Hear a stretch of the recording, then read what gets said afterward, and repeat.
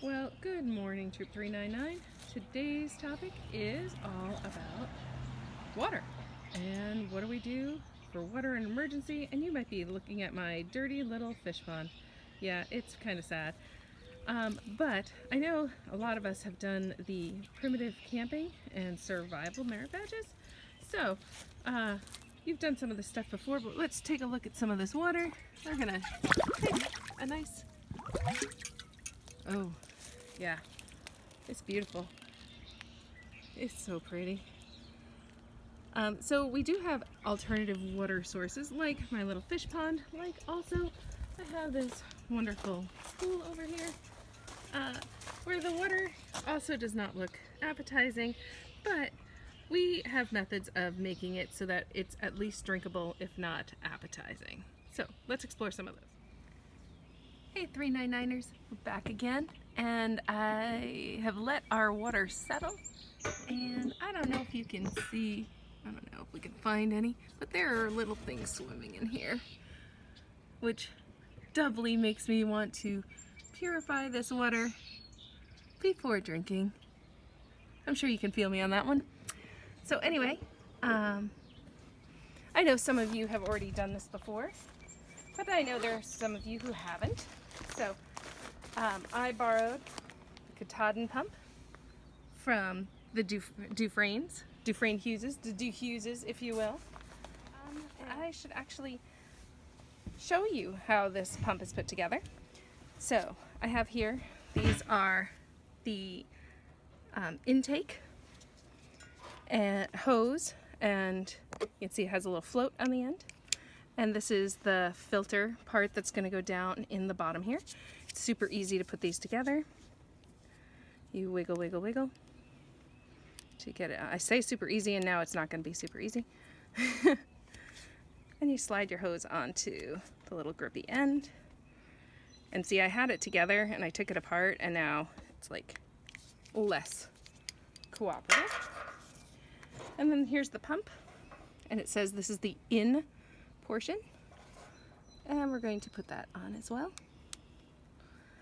And so it has a one-way valve inside so that the gross water can only go in one direction. And so you might wonder why it has the little float. It's so your collection bulb doesn't go down into the sediment. I don't know if you can see that in the jar, because the sediment is not what you want, even though it will still get filtered out. And then this is the bag with the outlet hose. And it actually has some extra doodads in there as well. But here on the top, there's a little spot for this to go on. And I already pumped it once and then realized, oh, I should show you how to put it together, so that's why it's wet. And then I could put this into my jar.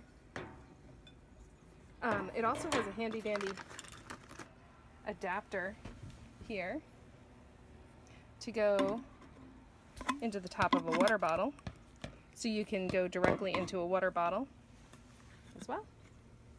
I thought that was cool.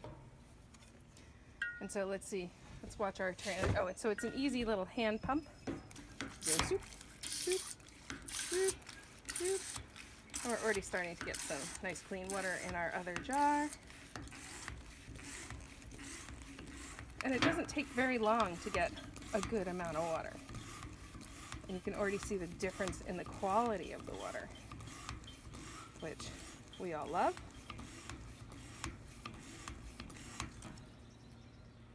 I've got myself all tangled here. I'm trying to give that more of a place to go down, but no, it's down on the sediment. All right, so you can see how this works. And we've gone from icky pond water over here to our nice clean water over there, which is now lovely and drinkable. All right, so one of the other methods of purifying water is the tried and true old-fashioned way of just boiling the water. Couple of recommendations. Obviously, here's our gross water again. So when you skim to get your water, try to skim the top so you don't get as much of the sediment. But if you do get sediment, This is a sieve. This is a coffee filter. You want to try to get out as much of that crap as possible before you boil it. Because who wants to be drinking chunky water? Not me. So I'm going to do that first. And it's going to take just a little bit for it to all drain through. But I want to show you what this looks like inside. It's going to drip everywhere. But it took out a lot of the sediment. And it actually gets to the point where it looks like this water is pretty clean. So I'm going to put it back in here so you can see it. But again, you're going to boil it anyway. Oh, does that mean water everywhere? You can see how much cleaner our water is now. It still has that yellowy tinge, but that's the kind of water you're going to boil to be on the safe side. Hey, Troop 399. Here's our next water purification method. This is the one that's actually listed in the Be Prepared, Not Scared booklet, and this one's kind of neat. So, as you know, you can normally just boil water and use that water, but it doesn't get rid of the items that are in that water. So this is a method called distillation. So I have rigged up a glass here that is going to be tied to this pan lid, and then they're going to be inserted upside down over the pot of boiling water. And so you don't actually drink the boiled water. Instead, you drink what condenses up onto the top of the lid and then drips down into the glass. So we're going to see how well this method works. Okay?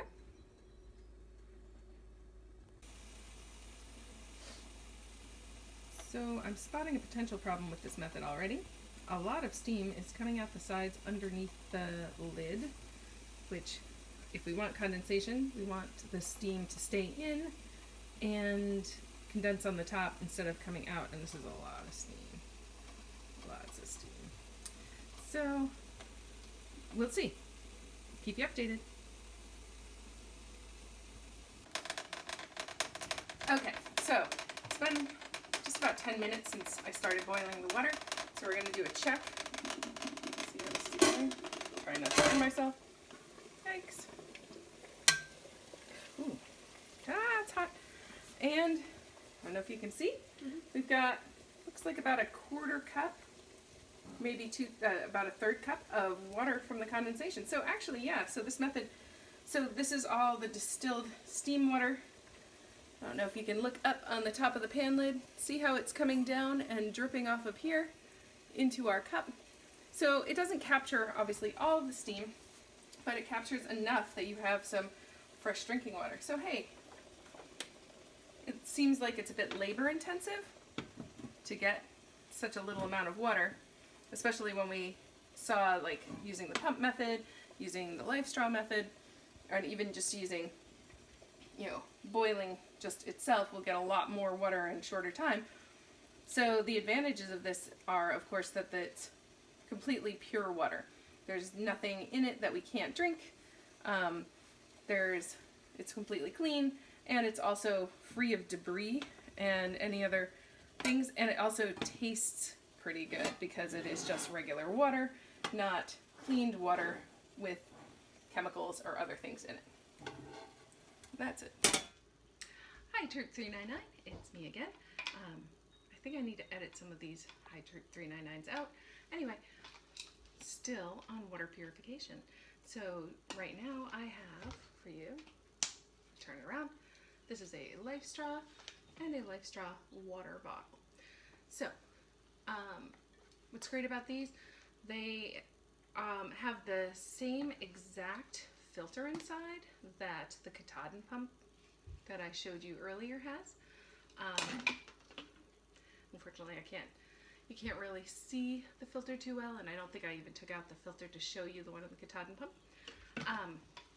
So what's really cool is once water goes straight through this and comes out the other end for you to drink, this handy dandy straw, literally, it's clean. It's clean and it's clear, just as we saw when we pumped the water from our dirty jar into the clean jar. It is clear and it tastes like fresh water from your tap. So yeah, and you can close it up. It's super light, super small for portability. What's cool about the water bottle, I learned a life hack on the water bottle, which I thought was pretty interesting. So similarly, you can just take your water, pour it in, your dirty water, and just drink it like you would with a straw. Obviously, the nicer part about having a water bottle is this: you just have to stand there and drink.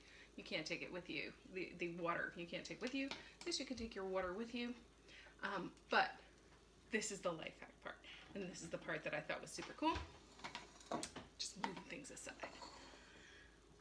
But you might be asking, I want water to boil for ramen or pasta or to cook with or bathe with or whatever, that you don't want to be putting dirty water, you know, and you don't really, yes, you can bathe with dirty water, but any other kind of ingestion. But it's also nicer to have cleaner water if you can.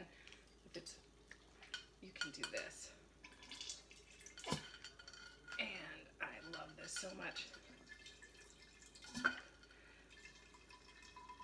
It's not as easy to pump as the Katahdin pump, but as you can see, the water goes through the filter and you get nice clean water that's both drinkable, and you can get a quantity of water that is clean without having to carry extra things like both a water bottle and a pump. So if you have the means to buy one or the other, straw or water bottle, I highly recommend the water bottle. It's got more functionality to it because you can also use it just like the straw itself, and take this piece and insert it into your water source and drink just like you would with this. And you can take water with you to drink, and you can squeeze it out for water to use. So, highly recommend that. So, one of the things that was mentioned for water in an emergency situation, if you don't have enough water, is canned goods. So canned goods are packed in a lot of water.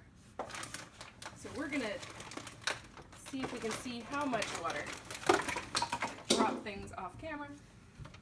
Dun dun dun. So we've got some corn here. Let's see how much water is in our corn. Because I'm currently making a chili and I don't need the liquid.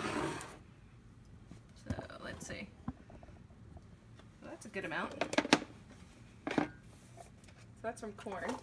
So nobody said that the water would be tasty, however. So beans are also packed in water. So let's see. You might not like the way the water tastes, but it'll help you survive. Just looking around my yard, I have a very overflowed rain barrel of water that can get purified. All right, one of the things that I learned brand new today was that for other sources of getting water from places in your house, you can go to your hot water tank. Now, not everybody has a hot water tank. Some people have tankless hot water heaters, and this is a hot water heater, actually. So the majority of this vessel is filled with hot water, ready for showers and washing dishes and washing clothes and things like that. And now if you look at this, and I'm wearing a headlamp so that hopefully you can see what I see, there is, I'm making shadows. Might have to redo this. Aha, there we go. This tap. So I'm going to try and get down here. And you can see it's a spigot. The problem with it, of course, is that there's no handle on that spigot. But if you can see in the top, it looks like a screw. And you can use a screwdriver to turn on this tap, put your bucket down here, and get water out of your hot water heater. Now, I don't recommend doing this unless it's an adult or adult supervised. First off, right now, I don't know if you can hear that rumbly noise. That is the pilot light. Mine is gas fired, and it is currently heating water. And so it's filled with hot water, and not just hot water, but scalding. So it says water temperature over 125 degrees can cause severe burns instantly or death from scalds. So this is not something you're going to play around with. This is something that your family can do in an emergency to get water if you are running out of water. But this is a source of water, or hidden water, in your house.